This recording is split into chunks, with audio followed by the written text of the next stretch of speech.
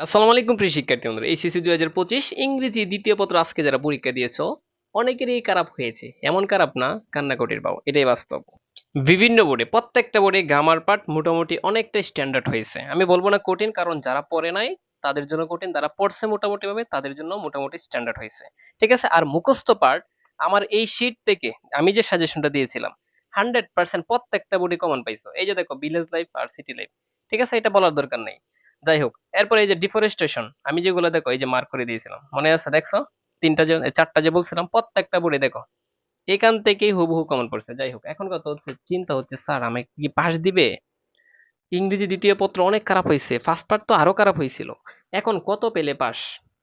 ঠিক আছে, এবছর কি নাম্বার বাড়িয়ে দিবে কিনা, এটা নিয়ে সবার দুশ্চিন্তা। দুইটা মিলে কি 66 পাইতে হবে? মুখস্থ পড়া লিখতে পারি নাই। আমি বলবো, যারা টেনশন করিও না, যারা মুখস্থ পার্ট লেখছো, ঠিক আছে, রাইটিং পার্ট যারা লেখছো, ঠিক আছে, তারা 100% পাস করার সম্ভাবনাটাই বেশি। কেন জানো? গ্রামার তোমার যেমনই হোক, কিন্তু মুখস্থ পাঠ যে 40 মার্ক। যারা মুখস্থ পাঠ আমি বলছিলাম যে বানিয়েছে নে, তোমার যখন কমন না পড়বে প্রশ্ন থেকে দেখে লেখা শুরু করবা, টেকনিকটা বলে দিয়েছিলাম। দেখছো পাবেল ভাইয়ের যে টেকনিক কাজে লাগছে? অনেক শিক্ষার্থী মুখস্থ পারে না। আমি বলছিলাম যদি না পারো, তোমরা চাইলে এই যে দেখো, এখানে আমি একটা টেকনিক শিখিয়ে দিই, দেখো। এই যে দেখো, লার্নিং ইংলিশ প্রশ্নেতে আসছে, দেখছো? আচ্ছা, এখন দেখো, ঢাকা বোর্ডে তোমার মোরাল ভ্যালু, এটা কি বানিয়ে লিখতে পারবে? এটা সবাই লিখতে পারছে, রুট অ্যাক্সিডেন্ট, দেখছো? যাই হোক, মুখস্থ পাঠ যারা আনসার করছো, তো এখান থেকে যদি তুমি ভালো একটা মার্ক পাও, 30 থেকে মানে এই 40 থেকে যদি তুমি 30 পাও, আর গ্রামার্টিক্যালে দেখো তুমি কিন্তু 100% পাস করবা যদি এটা লিখতে পারো। যারা লিখছে 40 মার্ক, আমি তাদেরকে বলবো তোমাদের কোনো ভয় নাই।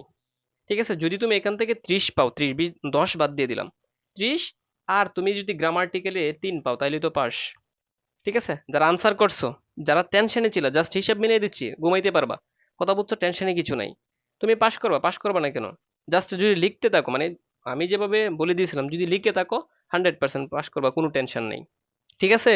তো এখান থেকে 30, আর গ্রামারে যদি তুমি 3 পাও, তাহলেই তো পাস নাকি? এখন কথা হচ্ছে স্যার আমি আরো গ্রামারে অনেক বেশি পাবো। এখন তুমি সব মিলিয়ে যদি 40 বা 45 পাও এখান থেকে, আর ফার্স্ট পার্টে যে কম পাইছিলা, হ্যাঁ, ওই দুইটাকে কিন্তু কাউন্ট করবে, মিলিয়ে তুমি পাস করতে পারো।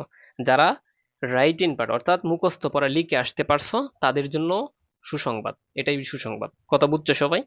এখন সবারই প্রশ্ন হচ্ছে স্যার আমাদের কি 2-3 নাম্বার বাড়িয়ে দিবে কিনা। আমি বলি এবছর মোটামুটি ভাবে অনেক স্ট্যান্ডার্ড হয়েছে, অনেক স্ট্যান্ডার্ড হয়েছে। তুমি চাইলেও, যে যে টিচারে খাতা দেখবে তোমাকে চাইলেও 1-2 নাম্বার বাড়িয়ে দিলে দিতেও পারে, যদি তোমার দেখা যেতেছে একের জন্য বা দুইয়ের জন্য ফিল করছো, এবং কি মোটামুটি ভাবে তুমি সবকিছু আনসার করেছিলা, লিখা সুন্দর ছিল, টেনশনের কিছু নেই। শিক্ষক তো আর রোবট না, যদি মানবিক হয়ে থাকে তোমাকে দিবে। যাই হোক, এই ছিল কথা তোমাদের। আর তোমাদেরকে বলি, শুধু যাদের ইংরেজি ছিল পরীক্ষা, ঠিক আছে, এবং পরীক্ষা ভালো হয়েছে, তোমরা বসে থাকো না, তোমরা এখন থেকে অ্যাডমিশনের প্রিপারেশন নিতে থাকো। কথা বলছো? আর যাদের আইসিটি আইসিটি পরীক্ষা আছে, আমি তোমাদেরকে বলবো, এই যে ইংরেজি যেমন পরীক্ষা দিয়েছো না, আইসিটি এমসিকিউ তেমন বাস পাবা। 100% মিলিয়ে নিও কথাটা, এরকম বাস পাবা। আর অনেক স্টুডেন্টরা পায় না। ইংরেজিতে তো ফেল করে 3 থেকে 4 লক্ষ, আইসিটিতেও কমপক্ষে 2 থেকে 3 লক্ষ স্টুডেন্ট ফেল করে শুধু আইসিটিতে। সো 4 দিন সময় পাইছো, শুধু আড্ডা মারবা, ঘুরবা, পরবর্তীতে লাস্টের দিন অনেক টেনশন করবা, এগুলা বাদ দিয়ে এখনই পড়তে বসো। কথা কি বুঝছো? এখন থেকে পড়তে বসো। আর তোমাদেরকে বলি, শুধু প্রথম অধ্যায়টা পড়ো, দ্বিতীয় অধ্যায়টা পড়ো, ঠিক আছে, আর হচ্ছে তৃতীয় অধ্যায়টা পড়ো, ইটস এনাফ, আর কিছু দরকার নেই। প্রথম অধ্যায় থেকে একটা সৃজনশীল থাকবে আইসিটি, দ্বিতীয় অধ্যায় থেকে দুইটাও থাকতে পারে, একটাও থাকতে পারে, আর তৃতীয় অধ্যায় থেকে দুইটা 100% থাকবে। বাস এই 3টা অধ্যায় পড়লেই, আর মোটামুটি কেউ যদি পঞ্চম অধ্যায় না পড়ো তাও এ প্লাস পাবা। চতুর্থ অধ্যায়টা 1 2 3 4 চারটা অধ্যায় পড়ো, আর এমসিকিউর জন্য পঞ্চম অধ্যায়টা পড়ো, ইটস এনাফ। আর শেষ মুহূর্তে যারা হচ্ছে, এই যে দেখো, 4 ঘন্টার একটা ভিডিও দেখবে এমসিকিউ, 100% এখান থেকে 8টার উপরে কমন পাবা। জাস্ট 4 ঘন্টার সিকিউ 3টা ভিডিও দেখবা, আমার এরকম ভাবে সাজাইছি, এই নাম্বারে হোয়াটসঅ্যাপ করতে পারো। এবং যা পরীক্ষা আছে সকল পরীক্ষার সাজেশন, পিডিএফ সাজেশন, অল, ঠিক আছে, মাত্র 310 টাকায় পাবা, সাথে আইসিটি কোর্স, একদম একদম 310 টাকায়। কথা কি বুঝছো? সময় হারিয়ে একদিনে সবাই পাগল হয়ে যাও। এই ভিডিওটা যারা দেখতেছো, 2 দিন আগে থেকে প্রিপারেশন নাও। দেখা হবে তোমাদের সাথে অন্য একটা ভিডিওতে। আর পাস করতে চাইলে অবশ্যই আমার কোর্সে ভর্তি হয়ে যাইও। তৃতীয় অধ্যায় থেকে জাস্ট তোমাকে একটা অঙ্ক করাবো, একটা অঙ্ক, বেশি না। একটা সৃজনশীল করাবো, হাজার হাজার সৃজনশীল পারবা তুমি। এবং এইটাই প্রত্যেক বছরই আসে, যেটা হচ্ছে 24 সালে ছিল, 23 সালে ছিল, ঠিক আছে, 25 সালে আসার সম্ভাবনা সবচেয়ে বেশি।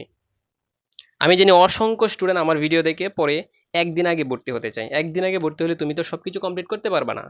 কথা বুঝছো? পরীক্ষার দিন ভর্তি হয়ে লাভ নাই। আগে চিন্তা করো। দুর্যোগ আসার আগে তুমি দুর্যোগের ব্যবস্থাটা করে রাখো।